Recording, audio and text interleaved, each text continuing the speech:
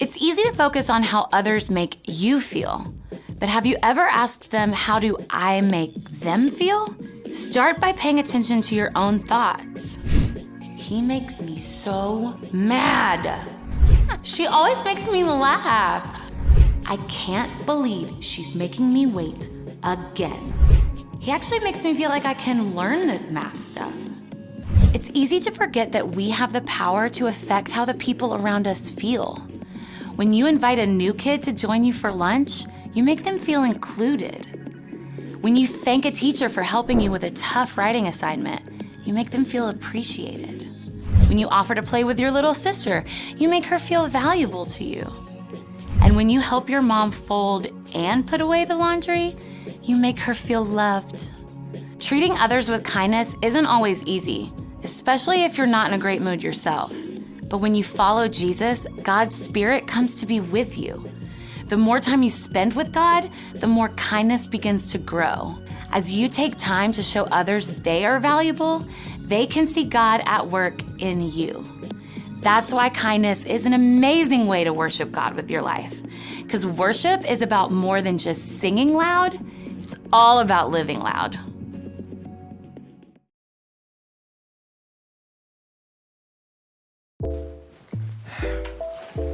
Oh hey, welcome to the Story Lab. This week we're talking about kindness, while we take a look at something amazing that Jesus told his followers. I wonder if Jesus ever used a backpack.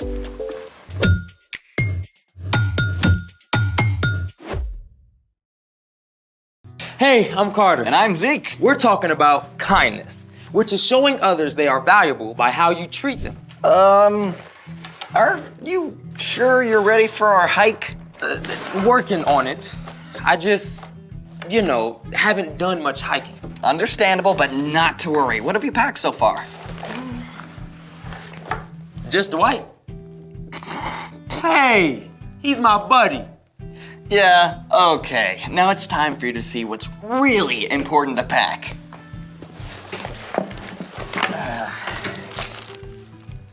Like this guy? Oh, that's Hubert. Nice to meet you, Huey. Hubert, and he was taking a nap. Okay, what do I need to pack for this?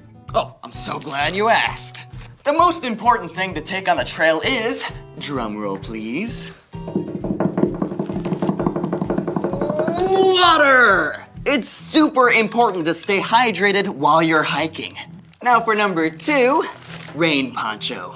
Ah, 'cause you need water in you, but not on you. Good one. Oh, and number 3, an extra jacket or sweater. Then you're going to want to take, first aid supplies. And sunscreen so you don't get burnt. What's next? Hand sanitizer. My little cousin calls this stuff sanitizer. Wet wipes. And of course, a trash bag. Leave no trace. Nobody wants your trash out in the nature. Well, except maybe the raccoons. Otherwise known as trash pandas. Okay, I just feel like something's missing. Hey, what about the trail mix? Well done, young grasshopper. We just need, raisins, peanuts, and M&Ms. Oh, you're stuck in the valley, my friend. Just wait and see until we look upon the vast vistas of trail mix possibility. Well, what are we waiting for? Let's make it! What's all this? Well, this is the ultimate make your own trail mix bar. Okay, this is awesome. First, You gotta have carbs to fuel your hike. Carbohydrates provide glucose, which your body converts to energy.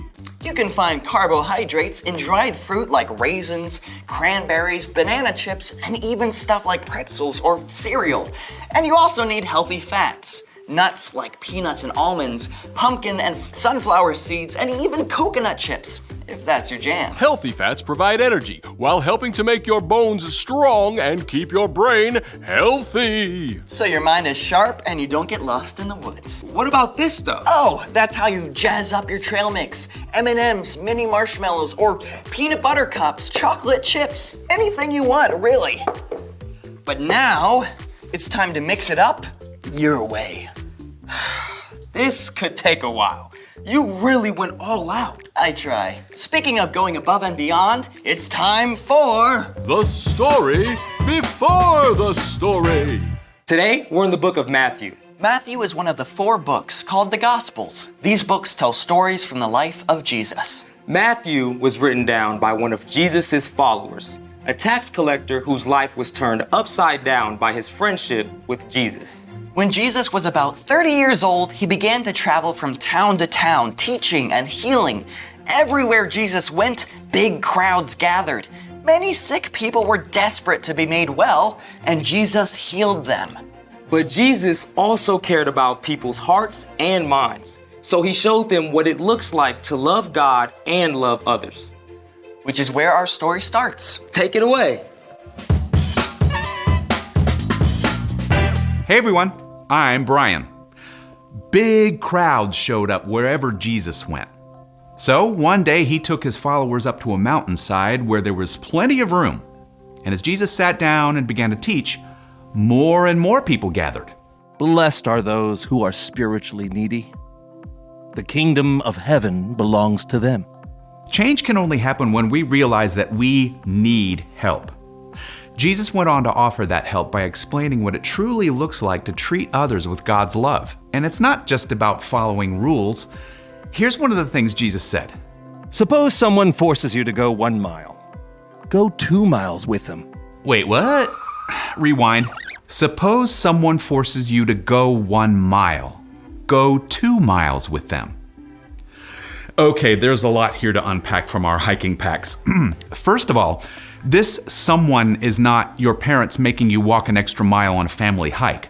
The someone Jesus meant was a Roman soldier.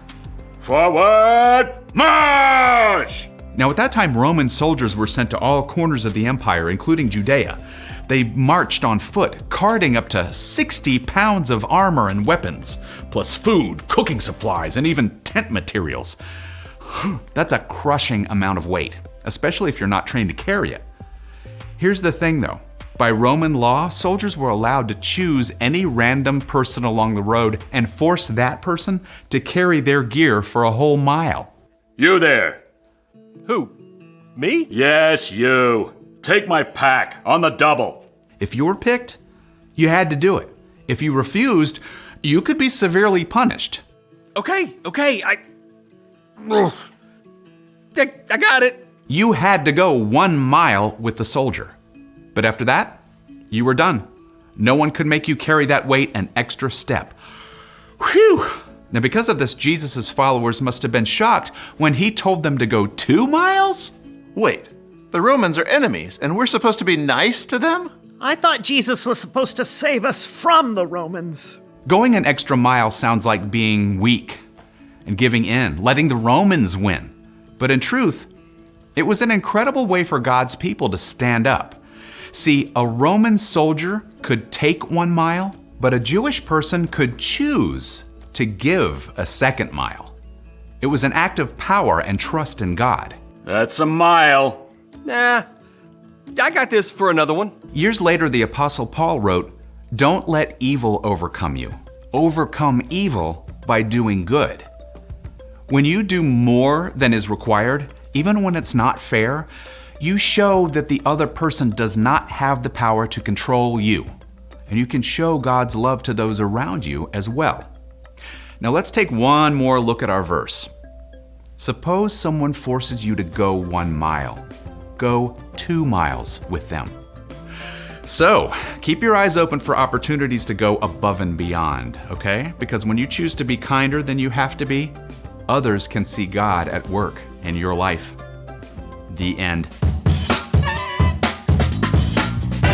60 pounds? I complain about carrying a water bottle and some snacks. I can see how the people who first heard about the extra mile thing were pretty shocked. Yeah, Jesus knew it was going to be a powerful word picture. He wanted them to remember and keep thinking about it. So, what's our part in the story? Well, that word picture is supposed to stick with us, too. I mean, you're not going to be stopped by a Roman soldier and forced to carry his pack for a mile, but you will face situations that feel unfair, and that's where you can stand strong by choosing kindness. Like if your coach makes everyone run an extra mile for goofing off, but you weren't. You can choose to run laps without grumbling and still treat your coach with respect. Or if a kid in your class is rude and cuts in line, you can choose to give them a smile instead of yelling or shoving. And maybe even give them a hand later if they need help.